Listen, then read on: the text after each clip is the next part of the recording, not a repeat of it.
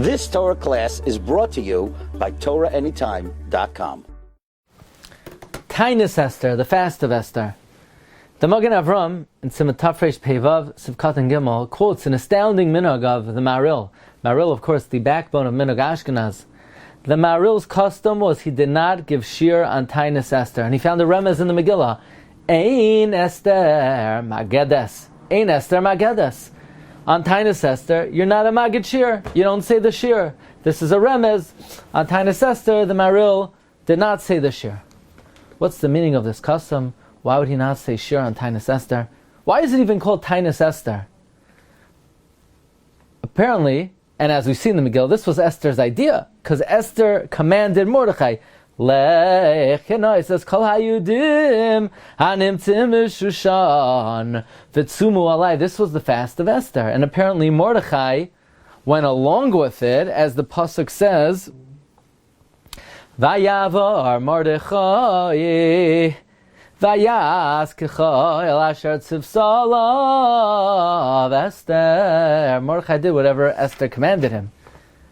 But as if Mordechai himself wouldn't have fasted, but what could he do? He nullified, he was mevatach his das to Esther.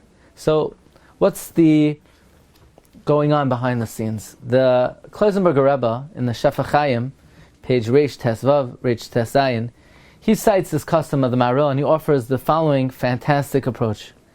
In Yoredei we paskin Sven Reish Mem Hesif Yud Zayin.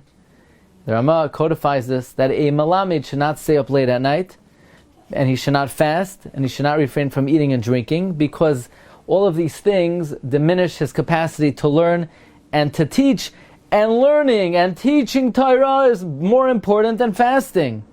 The Gemara Baba Kama says in Daf Ayin Beis that if one doesn't eat meat, they can't paskin. So in order to learn in depth, with analysis, with probing, in a deep way, one has to be bolstered and fortified with food, with rest. And therefore, Mordechai had a different opinion as to how to deal with the Gzeira of Haman. Like the Gemara says in Megillah Daf Tezayin, that Mordechai was sitting and learning Hilchos Kamitza with the children, and Haman said, your Kamitza is pushing away all of the 10,000 silver talents that I paid to kill the Jews.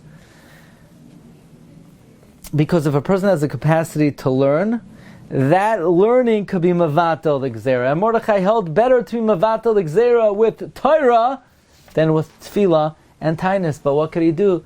Esther commanded him, Leich kenosis kol hayudim, so vayavar Mordechai vayaskecha asher tzivsalav Esther. But he did what Esther commanded him, but that wasn't his idea. Therefore it's called tainus Esther. As the Klausenberger Rebbe says, Nashi lav b'nei Torah ninu. The Klausenberger Rebbe says, Esther did not make the right decision. The Ibn Ezra says that on the first day, it's very odd. Esther makes a party, she invites Achashverosh to the party, and then she says, oh, guess what? Come back tomorrow for another party. So what was the purpose of the first party? Says the Ibn Ezra, well, Esther was hoping that she would see a siman min hashamayim, that Hashem was makabel their tshuva, and she did not see any siman, so she pushed it off. Says the Klausenberger Rebbe, the reason she didn't see a siman is because she decided to try to be mevatel the tainus al yedei tefillah and tainus. But if she would have followed the opinion of Mordechai to be mevatel the gzera al yedei Torah, she would have seen a siman immediately.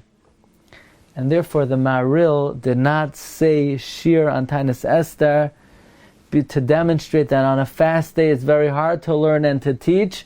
Look, Esther, look what your fast day caused. It caused the diminution of Torah, and that delayed the abolishment of the decree. It would have been better off had we not fasted and we learnt instead, and that would have been a much more powerful way to mevatel the gzera. So the Maharil, not learning on Tainus Esther, so to speak, to highlight the idea that it would have been preferable, instead of fasting and losing out on learning, to learn, and that would have been a more powerful way to combat the decree of Haman. This is the approach and the perspective of the Klausenberger Rebbe, Zechusa Yagin Aleinu.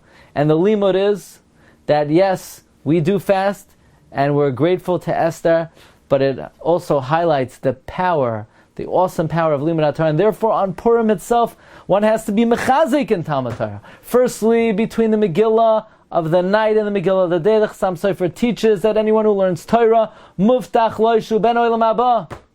And the Chidah writes in the Lev David that if someone applies themselves to Avodas Hashem on Purim, b'chol levo, b'chol nefesh, we are vouchsafed that certainly will completely destroy Amalek on the day that Amalek began to be destroyed, and will usher in the Geula Shalema b'bias Gal Tzedek b'mher v'yameinu. Amen. You've just experienced another Torah class brought to you by TorahAnytime.com.